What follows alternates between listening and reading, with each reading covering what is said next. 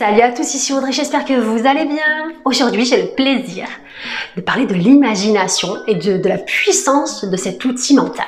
L'imagination, on s'en sert quotidiennement, même si la plupart des gens pensent qu'ils n'ont pas finalement d'imagination. Si.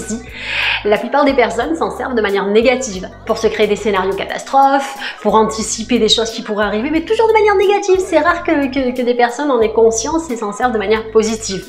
Bon après, c'est lié également à la visualisation, à l'imagination, à la visualisation, c'est vraiment complémentaire.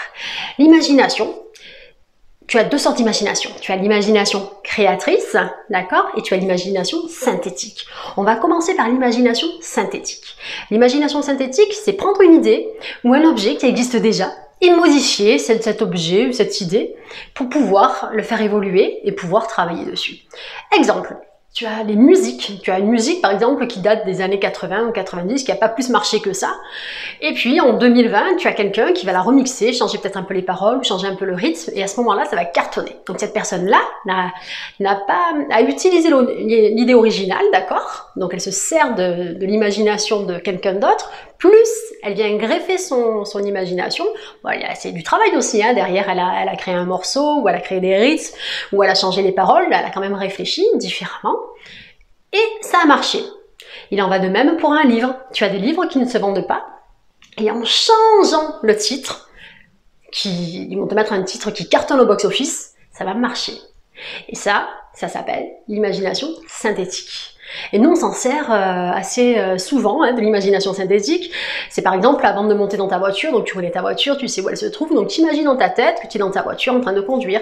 Si tu dois te rendre au supermarché, tu imagines déjà, puisque tu connais les lieux, donc tu te sers de cette imagination-là. Tu t'imagines déjà en train de faire tes courses et une fois que tu es dans ta voiture, tu reviens, tu t'imagines déjà chez toi en train de ranger. Ça, c'est ton imagination synthétique. Ensuite, tu t'en sers également, donc là c'est plutôt, c'est entre la créatrice et la synthétique, pour les personnes qui veulent avoir un enfant, donc elles s'imaginent déjà avec leur enfant, elles imaginent déjà la chambre, elles s'imaginent en tant que parents, il en va de même en amour, quand tu es célibataire et que tu as envie de rencontrer quelqu'un, tu imagines ton idéal. Tu as des personnes qui s'imaginent plutôt, moi je veux pas ci, moi je veux pas là, et qu'est-ce qu'elles attirent? Ce qu'elles ont imaginé. Il en va de même quand toi tu sais exactement ce que tu veux, donc à peu près le physique de la personne, les traits de caractère, le ressenti, comment tu te sentiras avec cette personne, comment ça se passera, etc.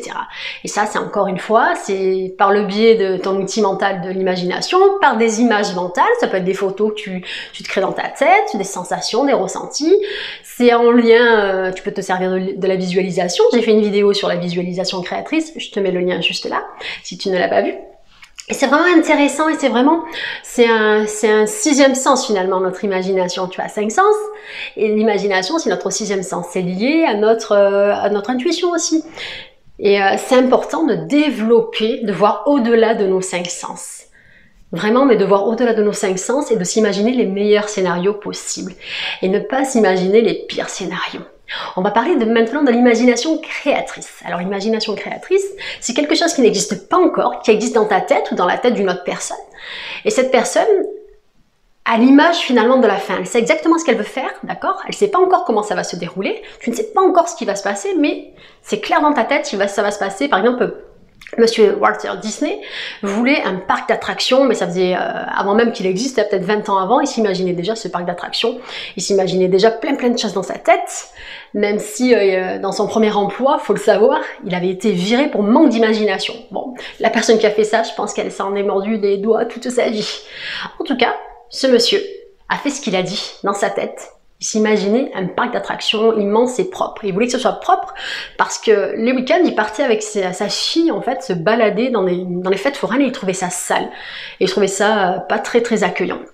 Et dans sa tête, il s'était promis finalement de créer un parc magnifique où ça serait propre, où ça serait merveilleux, où on oublierait finalement son quotidien. Et il a réussi. Et je te raconte pas après les détails de son imagination pour les dessins animés. Et tout le monde connaît son histoire et tout le monde connaît Walt Disney et son imagination phénoménale. Et il le dit, hein, si tu peux le rêver, si tu peux l'imaginer, tu peux l'avoir, tu peux le faire finalement. Donc ça vient pas de n'importe qui. Et ce sont quand même des personnes qui ont d'abord imaginé fortement, qui ont vu la fin, qui ont réalisé entre temps. Il en va de même pour J.K. Rowling, si tu connais, c'est la personne qui a écrit Harry Potter. Elle, depuis enfant, en fait, dans sa tête, elle avait dans son monde imaginaire. Donc, quand on est enfant, notre imagination est débordante. Et au fur et à mesure, en fait, on étouffe ton imagination. C'est les adultes, le plus souvent, qui te disent d'arrêter de rêver. Et pourtant, il faut pas arrêter de rêver. Il faut rêver toute sa vie et continuer à rêver. Et c'est un superbe outil, le fait de rêver, de s'imaginer. Bon, faut pas vivre dans un monde parallèle non plus, hein, mais c'est important d'avoir un moment de rêve chaque jour, un petit peu s'imaginer ce que l'on souhaite le plus, se voir déjà comme la personne que l'on souhaite être, etc., etc. Et c'est important. Donc, pour en revenir à l'histoire de J.K. Rowling, c'est quand même cette personne, cette femme, en fait, elle est partie vraiment de rien, mais enfant, bon, elle était dans son monde imaginaire, elle voulait être écrivain, elle était déjà dans son truc. Elle a eu une maman qui était très malade, enfin, elle a eu pas mal de soucis. Et ensuite, elle a rencontré un homme, elle est partie avec cet homme l'a tabassée. Elle a été enceinte de cet homme, elle est partie et elle a vécu avec son bébé pendant quelques années en fait dans un taudis, elle avait pas d'aide, elle avait rien parce qu'elle pouvait pas faire garder son enfant et pendant que son enfant était à côté d'elle, dans sa tête c'était je veux écrire un livre, tu vois. Et elle a commencé grâce à son imagination qui ne l'avait finalement jamais lâchée, elle a commencé à écrire Harry Potter et l'histoire on la connaît toutes et tous. Elle a cartonné, mais elle au départ elle s'est pas dit je vais faire des milliards et des millions d'euros, pas du tout, c'était son rêve, j'ai envie d'écrire un livre et j'ai envie d'écrire un livre pour enfants, en sachant que les livres pour enfants ne se vendaient pas et qu'il y a eu au moins, je crois que c'est 12 éditeurs qui ont refusé son histoire, mais elle a persévéré, elle a continué, parce qu'elle savait très bien que ça allait plaire à du monde et elle se voyait, elle savait que ça allait plaire, elle savait que ça allait se vendre, mais elle a persévéré, elle a eu quand même beaucoup d'embûches et elle est vraiment partie de rien, c'est pas quelqu'un qui a été aidé, au contraire, hein, elle a eu que des embûches finalement et elle a réussi, elle a persévéré. Après, il y a beaucoup d'obstacles qui vont se mettre entre toi maintenant et ton imagination et tes rêves plus tard. Il faut travailler chaque jour vers tes rêves, vers ce que tu veux le plus, ce que tu souhaites, où tu souhaites travailler, ce que tu as envie de créer. L'imagination créatrice, c'est le fait de te lier à ton intuition. J'ai fait une vidéo également sur l'intuition, je te mettrai le lien. Et l'intuition, le fait de te lier à ton intuition, ça va te permettre, si tu veux, d'avoir des idées qui vont arriver comme ça.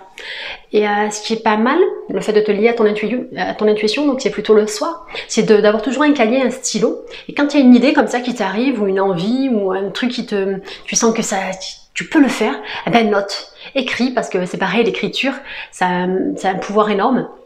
Ça va te permettre en fait de clarifier vers où tu veux aller, vers où tu veux te rendre. Et l'imagination créatrice, je t'invite vraiment, ou même l'imagination tout court, je t'invite vraiment à la diriger et à t'en servir chaque jour. Hein, quand tu es en train de rêver, par exemple, dans un rendez-vous, avant un rendez-vous chez un médecin, tu es dans la salle d'attente, eh ben, écoute, au lieu de rêver à un scénario catastrophe, imagine-toi, imagine ce qui t'intéresse le plus, ce qui te plaît le plus, où tu serais, ce que tu ferais. Imagine toujours le meilleur pour toi. Imagine toujours les meilleurs scénarios. Visualise-toi, détends-toi, ressens, fais comme si tu étais déjà. N'oublie pas que ton cerveau ne fait pas la différence entre ce qui est réel et ce que tu imagines. La preuve, je vais te le prouver par A plus B. Lorsque tu regardes un film d'horreur, d'accord, tu as regardé ton film d'horreur, tu éteins la télé, tu es chez toi, tu es tout seul, il n'y a pas un bruit. Tu montes, d'accord, tu es chez toi, d'un coup tu entends un bruit. Même si tu sais qu'il ne se passe rien, que c'était qu'un film, t'es quand même un petit peu encore angoissé, parce que ton imagination continue de travailler. Parce que ce que tu viens de mettre dans ton esprit continue de travailler. Et pour l'imagination, pour te servir justement de ton imagination, je t'invite à y mettre ce que tu as envie. Je t'invite à avoir au-delà de tes sens, à te servir de tes 5 sens, c'est bien, mais je t'invite vraiment à développer ton intuition et à développer ton imagination, à aller vers tes rêves, à aller vers tes objectifs, à aller vers tes désirs. Peu importe le désir, peu importe le rêve, je t'invite à toujours imaginer le meilleur pour toi. Voilà. Bon, j'espère sincèrement que j'ai pu t'éclairer. Ici c'est Audrey de la chaîne Good Vibes. On n'oublie pas de liker, de s'abonner, de commenter. Je vous dis à très vite pour une prochaine vidéo. Je vous envoie plein de bonnes vibrations et surtout, tu prends soin de toi et tu te sers de ton imagination. Allez, salut à tous!